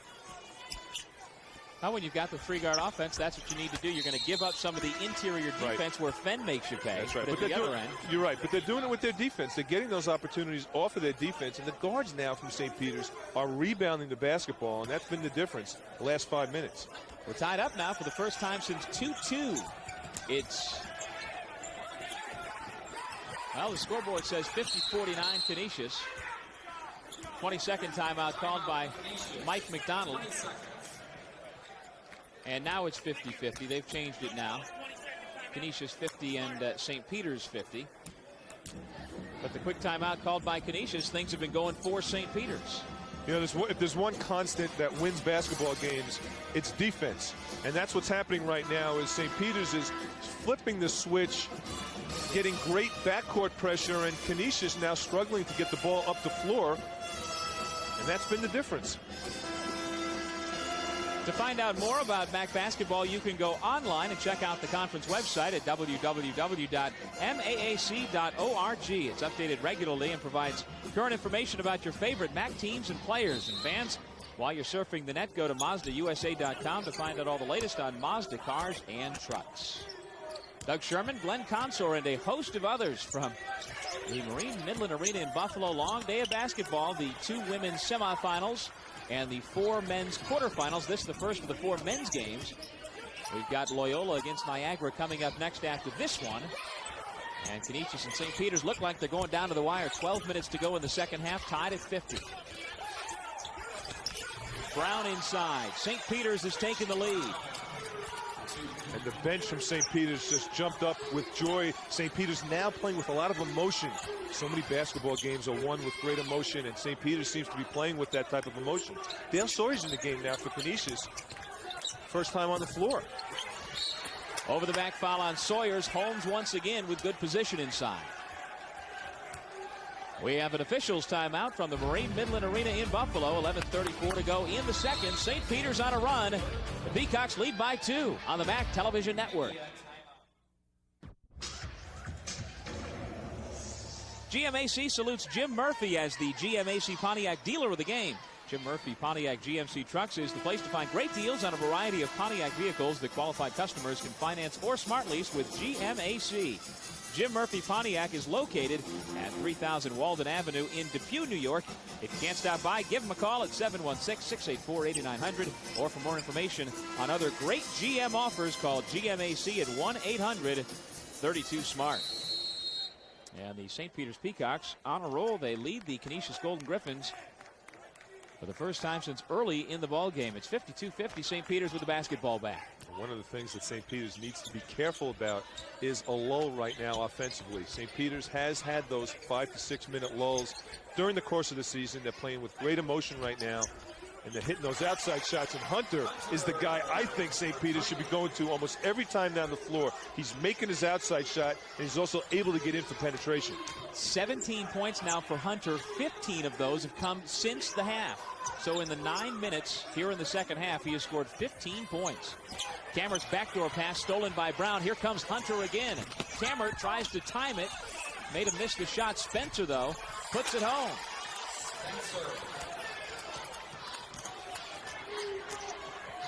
Damian Spencer now with 11. And that matches his career high, which came at Fairfield back on January 28th. Now St. Peter's is now 10 for 16 shooting from the floor in the second half. Whistle off the ball against Rich Brown. Non-shooting foul. That's the 6th against St. Peter's. And the 2nd against Brown, so it'll be Canisius ball underneath. Roger Blinn has done a nice job defensively in the second half. Aside from the on-ball pressure, now the off players, the weak side players defensively for St. Peter's are beating the Canisius players to the spot and then making them change a little bit, and it's thrown them off offensively. You see the run, 14-zip St. Peter's. Cameron with the runner. Can't break the run.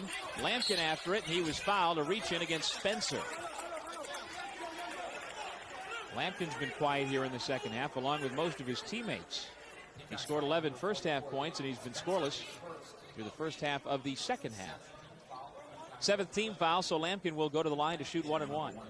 You know, Doug, I mentioned how I think right now Jamar Hunter needs to be the go-to guy for St. Peter's. Well, conversely, for Canisius, I think the ball needs to go inside to Fenn. I think he's got to start making outside shots. He's been quiet, hasn't had a lot of touches the last 6 minutes.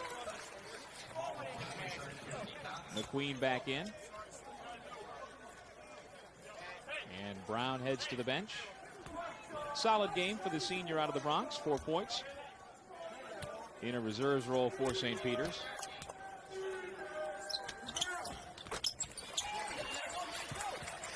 Lampkin now with 13. Here comes Spencer. Took an extra step, though, on his way to the hole. Traveling violation. Started salivating. Got the ball. Needed to go once to the floor. Instead, took the extra step. Just got a little anxious. And those are the opportunities that Roger Blinn does not want to blow right now, because you want to pull ahead and you want to get the stops and then the scores, and that was just a missed opportunity. They go into Fenn, but he's triple teamed, lost the handle, and McQueen muscles it away. Fenn wound up grabbing a hold of the forearm and gets the foul. Everything going for St. Peter's here in the last 5 or 6 minutes. That's the 3rd against Darren Fenn. And you see he got himself into no man's land. It's his own fault. Winds up on his knees, and in his haste to get the ball back, commits the personal. Queen did a good job of protecting the ball with his body.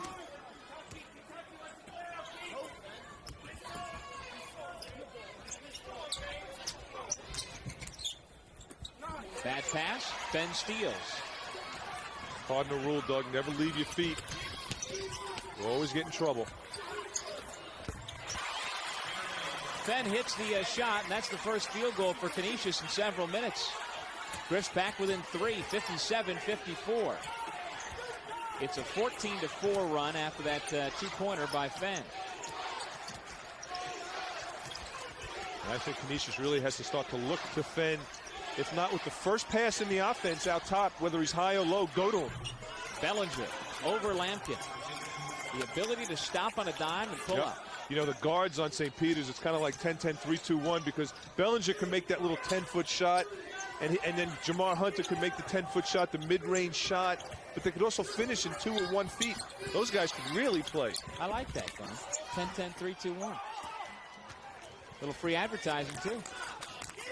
8:40 to go. 5-point St. Peter's lead. Bellinger coming down slowly. Shoot came off. He put it back on quick. There's Ricky. Junior guard from South Carolina. Came north to play his college basketball. Hunter, who's had the hot hand, hits after the spin. That's 19 points, 17 of them in the second half. And there's the other mid-range shot by Hunter and Bellinger. There's that 10-foot shot, 9-foot shot. They're able to get in the lane. So many guys, Doug, could either make the 3-point shot. They become specialists. Not the St. Peter's guards. They get in the lane. They can do it all, and the Peacocks on a run. Lead by 7. We'll be back with more MAAC basketball after this. Back in Western New York, Canisius trailing now the St. Peter's Peacocks 61-54. And we'd like to send it over at this time to Sandy Diamond, standing by with the mayor of Buffalo, Tony Masiello. Sandy. Doug, thanks a lot. I'm here with Anthony Masiello, the mayor of Buffalo, and a Canisius grad and former Golden Griff basketball player. You played for the team back in the late 60s. Your alma mater's in a dogfight.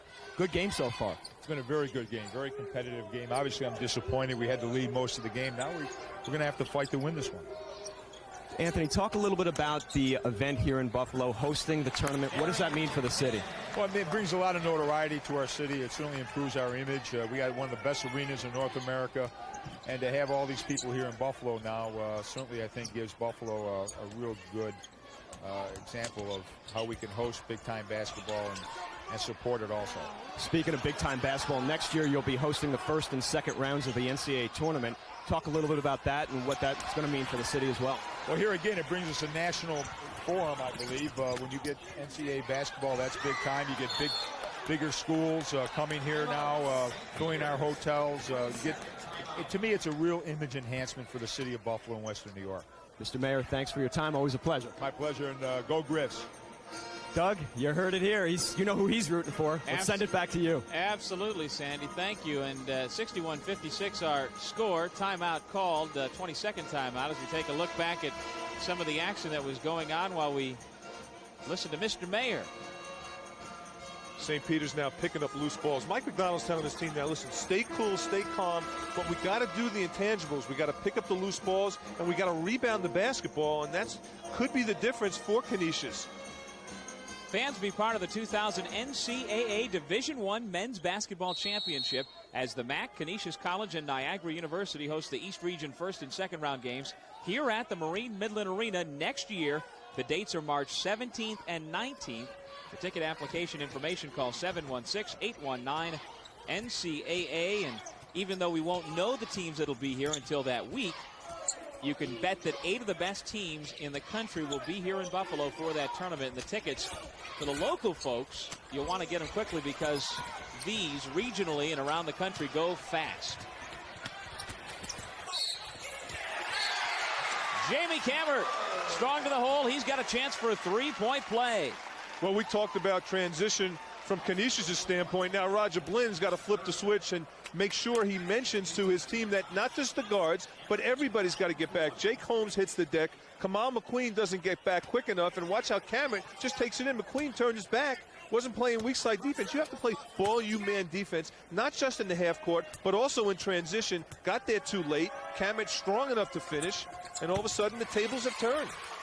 Cameron in the midst of it. He's up to 7 points. It's back to just a 2-point St. Peter's lead. A couple of runs here. The 13-0 run by St. Peter's in the middle of the second half. Answered now by the Golden Griffins getting back in it. Well, the hot hand, Jamar Hunter, now with 21 points. That's the 4th time this season he's gone over the 20-point plateau. Canisius sitting back in that zone, but Jake Holmes was out setting a screen. You got to get around the screen. 6.5 minutes to go in regulation. Fenn strong to the basket. And another chance for another three-point play. Holmes gets called for the foul. I really believe that Darren Fenn, if he keeps improving as he has, and he keeps playing with this type of intensity, could potentially be one of the top big men as he continues to grow in this league. That's a great move. He lowered his shoulder. He draws the contact, felt the contact, and then took it in. And That's he nice. has matched and now surpassed his career high, Glenn. That's 24 points to go along with his 11 rebounds today. So Hunter and Fenn single-handedly going back and forth. We've got a 1-point game. St. Peter's on top. The winner of this moves on to the semifinals against the Niagara Loyola winner. That game coming up after this one. Allen back out front. Hunter somehow left alone again. Well, there's that screen again. Holmes is doing a great job of finding where Worley is out top, and he's setting the screen for Hunter, and Hunter's doing a nice job rubbing Worley off that screen against the zone. Well, Glenn, we saw late in the first half, it looked like Hunter had been banged up enough that we saw one three-pointer that barely nicked the iron. Right. Didn't look like he was getting his legs in it. Well, all he's done is score 22 points here in the second half. Really has come to life after that point, and right now Fenn is isolating Jake Holmes, and Jake Holmes is just not quick enough to defend Fenn. The penetration off the dribble, what? There's the isolation. he's just too quick for him. He just goes around him too easily. And I think Roger Blinn has to make a move right now and maybe pull the switch and maybe put a guy like Rich Brown in the game, potentially Spencer to defend Fenn. Even though Fenn could shoot over him, I think one of those guys could stay with him. And a big problem for Holmes is that he goes out having picked up his 4th personal foul. And so I think it's a good move right now. I think it's a good move. Rich Brown comes in, and he'll have to hold the fort for SPC, and he does, picking up the defensive rebound. 1 out of 2 for Darren Fenn. He's got 25 points, a new career high. 66-63, St. Peter's. Allen has it stripped away from behind. Good defense by Clive Benton. Quickly ahead, Lampkin, the leaner. Fenn in there scrapping for it. Cameron picks it up. Lampkin has it, and he puts it in. Lampkin quietly with 15 points. It's back to a 1-point game.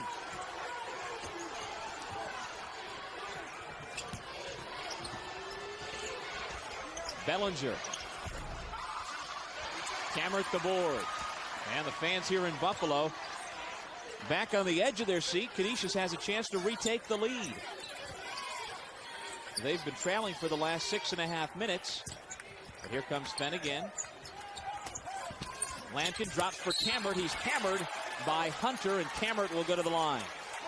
Canisius is doing a nice job now of moving without the basketball. Guys like Lampkin and Cameron are getting in the lane and drawing the defense, and Cameron did a nice job there because he was ready to catch the basketball, and that was the difference. He was able to reel it in. Boy, you got hammered. The Canisius team is just efficient. Like you said, all 5 guys on the floor can pass, all can catch, all can shoot. And for the most part, they're veterans who've been down the road, and they just keep playing their game. Guys like Worley, Doug, and Lampkin and Cameron, they're battle-tested. These guys have been through the wars. And they've been to the NCAAs, trying to earn their 2nd NCAA trip in their 4-year college careers here this weekend.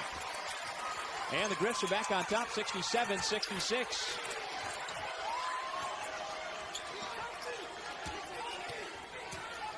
Certainly remember being out here in Buffalo 2 years ago for the MAAC tournament. You know, anything can happen because Fairfield came out of nowhere to win the tournament title. Paul Cormier did a great job with Fairfield that year.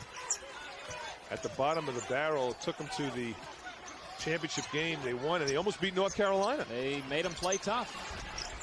Brown misses. McQueen after the offensive glass, and he is fouled and will go to the line. So Canisius has answered back with a 13-5 run after St. Peter's had its 13-0 run.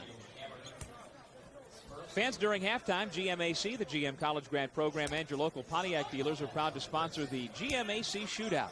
Grads, now's the time to reward yourselves. See your participating GM dealer for details or visit their website at gmgrad.com. Kamal McQueen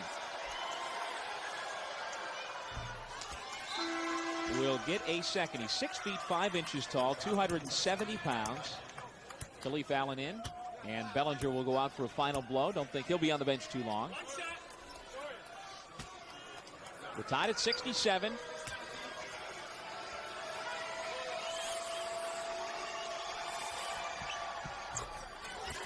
St. Peter's back on top.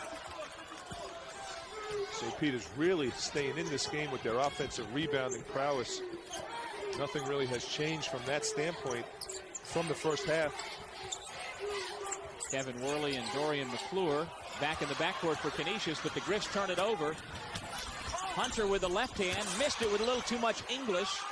Fenn the big block shot. It'll be St. Peter's ball on the baseline, but good job by Brown to hustle up. Doug, that's the second time that's happened to Hunter. He just can't get that spring off that bad leg. Timeout on the floor, 3:54 left in regulation. We'll be back with more MAAC basketball after this. This game is brought to you in part by Marine Midland Bank for all your financial needs. The Pepsi-Cola Company. GMAC, the GM College Grad Program, and your local Pontiac dealers. Citizens Communications, the official telecommunications company of the MAAC. Bob Stores, great buys on brand you wear. The New York Lottery Games, hey, you never know. Chase Manhattan Bank, the right relationship is everything. Mazda, get in, be moved. And by Continental Airlines, work hard, fly right. Saturday afternoon in Buffalo, New York, and the hometown Canisius Golden Griffins trailing by a point late in their men's quarterfinal. 68-67. St. Peter's trying to eke their way into the semis.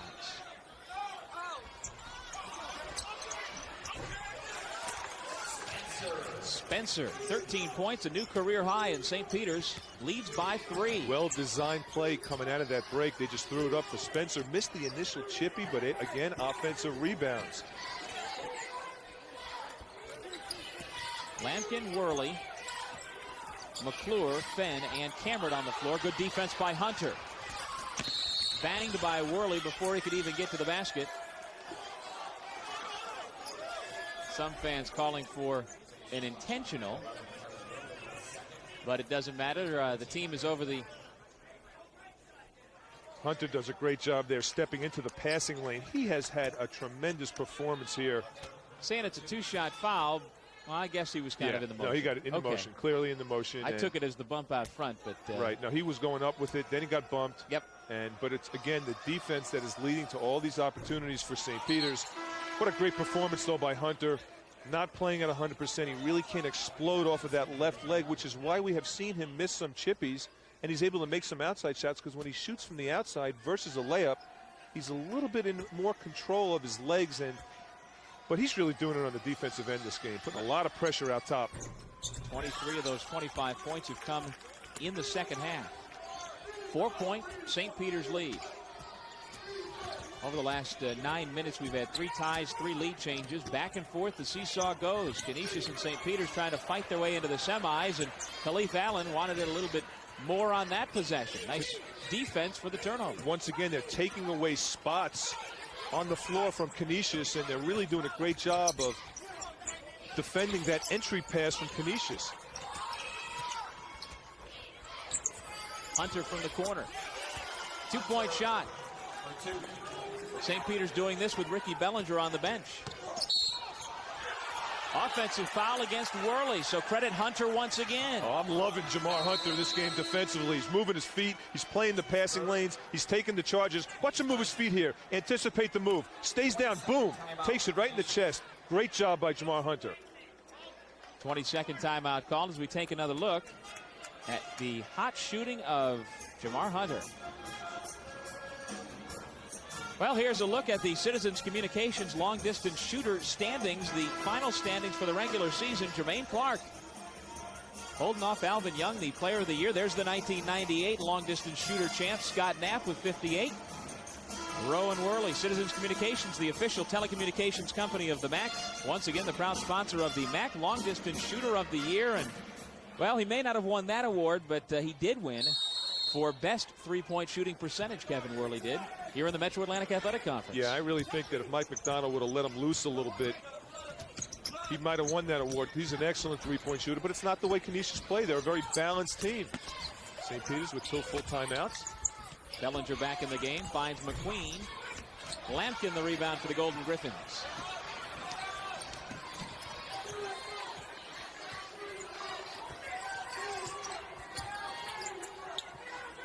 Two minutes, 20 seconds left to go in the second half.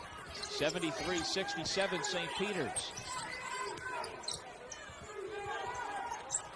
The Peacocks used a 13-0 run to take the lead midway through the second half.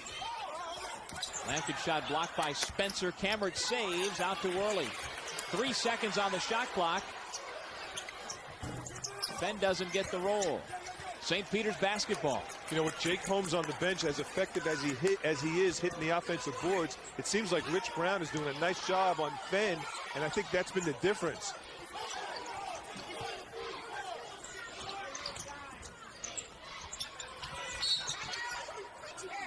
St. Peter's timeout called by Roger Blind. Ricky Bellinger upset about something as we go to break. 1:38 to go in regulation. St. Peter's 73-67 leaders on the MAAC television network. This copyrighted telecast of the Metro Atlantic Athletic Conference may not be retransmitted, reproduced, or rebroadcast without the express written consent of the MAAC and MAAC properties. Jack Armstrong, what have you got? Look for a set play here for Jamal Hunter. He's got the hot hand with 27 points. Roger Blinn talked to his squad in the huddle about playing solid D and not making any silly fouls. Execute right now in your half-court offense. Well, let's see who is going to step up to the challenge with 1.5 minutes remaining in regulation. 73-67, St. Peter's on top. Peacocks with the basketball in their traveling blue uniforms. McQueen wheeling and dealing. Fenn didn't go for the fakes. Stayed in and got the block. Solid defense by Fenn. Not going for the fake. He stayed down. Didn't foul with the body on McQueen. So McQueen tries to lull you to sleep a little bit with his body and draw the contact. Fenn didn't buy it. Golden Griffins down by 6. Just over a minute to go. You see the time left in regulation in the lower right-hand corner of your screen. Clive Bentic with the crossover and the pull-up. Off the mark. Bentic only a 32% three-point shooter, but with the shot clock winding down, the Griffs couldn't be choosy, and now Lampkin commits the foul in the backcourt. It's interesting how the 3 guards on St. Peter's picks up long rebounds. This is off of a long rebound, and Pepsi Slam of the game right there. You're looking at it as Dorian McClure back in the first half threw it down for our Pepsi Slam of the game. we talked about the long rebounds of the guards, and Bellinger picked up a long rebound, gets fouled, puts him to the line, and it's the little things, Doug. It's the long rebounds, it's the loose balls, it's Canisius' ability not to get to their spots, because St. Peter's doing a great job playing the passing lanes, beating them to the spots defensively.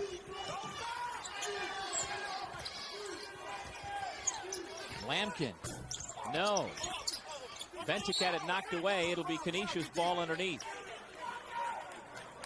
38 and 6/10 seconds left in the second half, and if the Canisius Golden Griffins can't pull off a minor miracle here, it'll be the end of their season here on their home floor.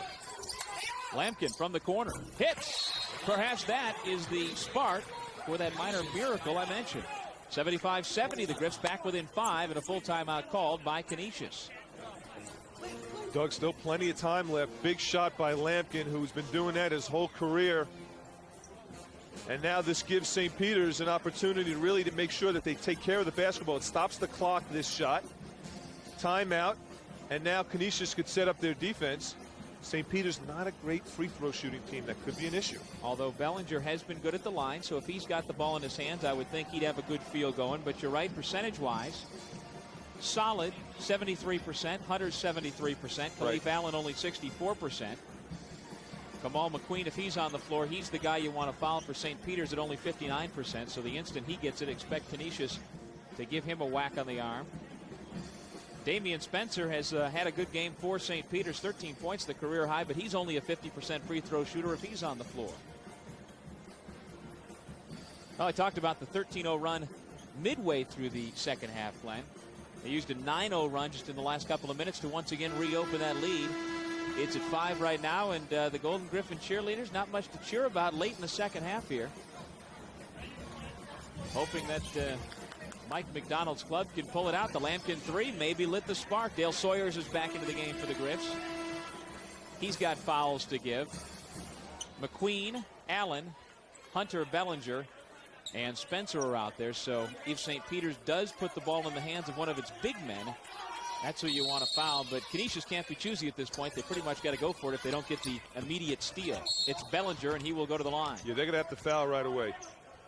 Jack Armstrong, what have you got? Well, guys, when we used to play St. Peter's when I coached at Niagara, the description I always used was it's like playing junkyard dogs. These guys just get after you possession by possession, and they've just worn down Canisius with their half-court defense. Well, Jack, you're right on. And I remember in college playing against playing against St. Peter's. We came into the New York area. We were 14-1 at Boston University. Played against the St. Peter's team that was about 6'5s to 6'4s, tough as nails. Everyone could jump and play great defense. No difference here today. Absolutely, and it seems like over the years that's the way it's been. I mean, St. Peter's in the early 90s won a title with guys like Marvin Andrews, 6'3", 6'4", tough kid. They just get the tough guys. And Bellinger fits that mold of a junkyard dog. He just keeps on knocking down the free throws. He's up to 16 points, and it's a 7-point St. Peter's lead. Lampkin short on the three this time. Bellinger picks it up, and he's hacked. And Ricky Bellinger will go back to the line. Well, what a career Ricky Bellinger has had. His freshman season, talking about some of the greats in the conference history, he and Lionel Simmons of LaSalle, the only two guys to play, as you see the missed shot, as freshmen and win 7 different Rookie of the Week awards on way to Rookie of the Year. And Ricky Bellinger just keeps on doing it for St. Peter's. It was like the Ricky Bellinger Rookie of the Year show when he was a freshman. But Bellinger really has improved his game. Better shot selection this year. He's sharing the wealth. He's become a more complete player, and I think that's been the difference this game for St. Peter's. He doesn't have to shoot the ball all the time. Hunter really picked up the slack offensively. Right. Bellinger's only made 3 field goals here, but he's got 17 points. But took good shots, Doug, and I think that's been the difference. 15 seconds to go. Cameron gives an extra shove to Brown in midcourt. And Brown will go to the line. 78-70 St. Peter's. Looks like the Peacocks are headed to take on the winner of Loyola Niagara coming up at the conclusion of this one.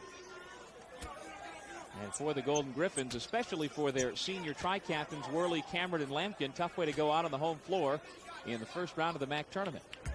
And Mike McDonald was very concerned about this game. You know, they split during the regular season.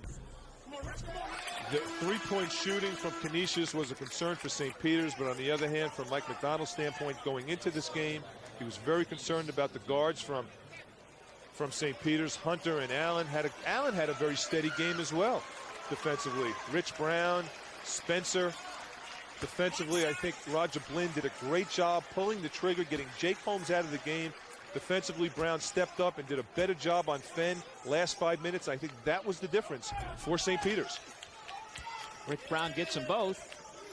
This is the largest lead of the game, 80-70. It's been tight the entire game. Canisius had a 5-point halftime lead, but the Peacocks, with a couple of runs here in the second, are going to pick themselves up a quarterfinal victory.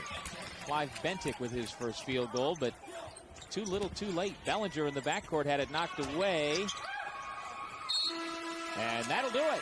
The St. Peter's Peacocks come into Buffalo and knock off the hometown Golden Griffins to move on to the semifinals. Final score, 80-72, St. Peter's over Canisius. We'll take a break, and when we come back, we'll wrap it up. We'll hear from the Pepsi player of the game and the winning coach. We'll be back with more MAAC basketball after this. We're back in Buffalo, where St. Peter's has won this first MAAC quarterfinal over Canisius, 80-72.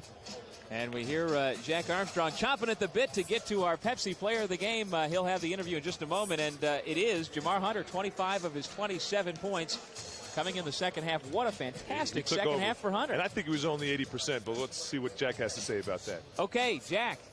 Jamar, you must have been feeling it in the second half. What'd you do at halftime to get yourself going? Well, at halftime, I felt I needed to be a little bit more focused and settle down a little bit, because I feel in the first half I maybe was rushing some things. So I just wanted to play more laid back and just let the game come to me, basically. And also talk a little bit about your defense in the second half on the guards of Canisius. Well, I just wanted to step it up and just make them think a little bit, because I think they was getting a little bit too easy. I just wanted to make sure I stayed on Worley so he don't hit no open threes. Well, great job. That's our Pepsi player of the game, Jamar Hunter. Now we got Roger Blind. Outstanding job today. Great win. I think your defense made the difference in the second half, Roger. Thanks, Jack. It was a great win. I thought as Jamar said, we stepped it up in the second half with our defense. I just think, and I think part of that is we started playing better offensively, and it seemed to spark our defense. And really, I thought we were very intense. We were active.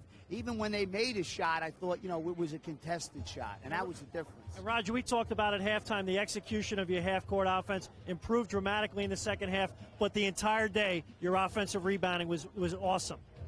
I know, and I think that's an effort category. And that's a tribute to our big guys. Rich Brown came off our bench, gave us a tremendous lift. Jake, Kamal, Damian Spencer with those long arms seems to be breaking balls loose. And then when you got a guy like Jamar Hunter, it was just, I told him at halftime just to wait a little bit, let the game come to him. And he did that. He waited for the screens, and, man, I tell you, he was feeling it. Well, thanks, Roger. And, Doug, back to you. Congratulations to Roger and Jamar. All right, thank you, Jack, and thank you, Coach, and thank you, Jamar. After an impressive come-from-behind win, they were down by 5 at the intermission on a floor where Canisius had not lost all year, and they wind up pulling it out. So the Griffs are gone, and the Peacocks move on. When we come back, we'll have much more of our postgame show and our pregame leading into Loyola Niagara. It's the MAAC basketball tournament here in Buffalo. Back in Buffalo, where St. Peter's has won the first MAAC quarterfinal, knocking off Canisius 80-72 behind the 27 points of our Pepsi player of the game, Jamar Hunter. And welcome back once again, everybody. Doug Sherman along with Glenn Consor. And at this time, we'd like to send it over to Sandy Diamond, who is standing by with Brian Keating of Marine Midland Bank. Sandy? Doug, thanks very much. I'm here with Brian Keating, the regional president of Marine Midland Bank and a Canisius college grad. I'm sure a bit disappointed. The team played well. Great game. I think everybody enjoyed it. It just didn't turn out what we had in mind, but except for that, great. Well, Marine Midland Bank has been a long-time sponsor of the MAAC. Talk a little bit about the association. Well, we've been a sponsor of the MAAC for 10 years. In the recent years, the last 4 years, it's been rotating between Buffalo and Albany, and this is the second year it's been in Buffalo, and it's been great. It's been great because we can translate this kind of basketball across the state. It's wonderful for, I think, the schools, the players, and also for all the fans. Brian, talk a little bit about what you just mentioned. The tournament, as most people know, does rotate between Buffalo and Albany. Right. It's got to be especially rewarding for you to have it here, since your corporate headquarters is right here in Buffalo. Right, this is our headquarters, so it's very gratifying to have it in our headquarters city to showcase what we think we have to show in Buffalo, and it's a good example of that is where we're standing right now at the Marine Midland Arena. It's a great arena, and the comments that we have from people coming all over the country are just very, very gratifying. And the association with a league like the MAAC, it really emphasizes academics before athletics. You've got to be pleased with the association. One of the premier mid-major conferences in America. Right. Well, it's that, but it's also the teamwork. And at the bank, we're very team-oriented, and you see great teams and great people working to get a job done, and it's a wonderful experience. Well, I know personally you're a bit disappointed, but on behalf of everyone involved with the MAAC, we really appreciate your longtime support, and we look forward to many, many exciting years together with you. Good. We love doing it. It's great for everybody across the state. We've got 375 branches across the state, and that's the franchise of the MAAC, so it's a win-win for everybody. It's a win-win for everybody. We appreciate the time. Doug, let's send it back to you. All right, thank you, Sandy. We are at the Marine Midland Arena in Buffalo, the home of the NHL Sabres and of the MAAC tournament here in 1999. Coming up next, Loyola against Niagara in the second quarterfinal. We'll be back with more MAAC basketball after this.